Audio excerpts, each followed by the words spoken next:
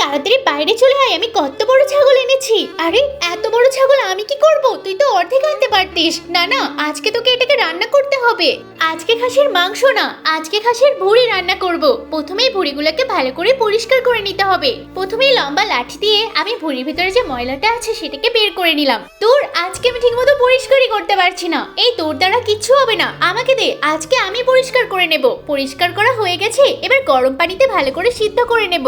এই যে সমস্ত ভুঁড়িগুলো সিদ্ধ হয়ে গেছে, এবার লম্বা একটা লাঠি নিয়েছি। এবার এরকম করে জড়িয়ে জড়িয়ে ভুঁড়িগুলোকে সমস্ত জড়িয়ে ফেললাম। তারপরে আমি আগুনের তাপে রেখে দিচ্ছি। আগুনের তাপে লাল লাল করে এটাকে পুড়িয়ে ভেজে নিচ্ছি। বাহ, এর উপর দিয়ে একটা লঙ্কার গুঁড়ো দিয়ে দিলাম আর একটু পেঁয়াজ পাতা। কি দারুণ গন্ধ বেরোচ্ছে। দেখি এটা খেতে কেমন হয়েছে। একদম নরম তুলতুল করছে আর খেতে এত অসাধারণ হয়েছে বলে বোঝানো যাবে না। তুই কি একাই খাবি? আমাকে একটু দে। আরে দেবো বাবা দেবো। এই তোরা কি রান্না করে খাচ্ছিস, আমাকে দিবি না? জানো কাকু, এ তোমার খাসি মেরে ভুঁড়ি রান্না করেছে। এ কি আমাকে ফাঁসালো?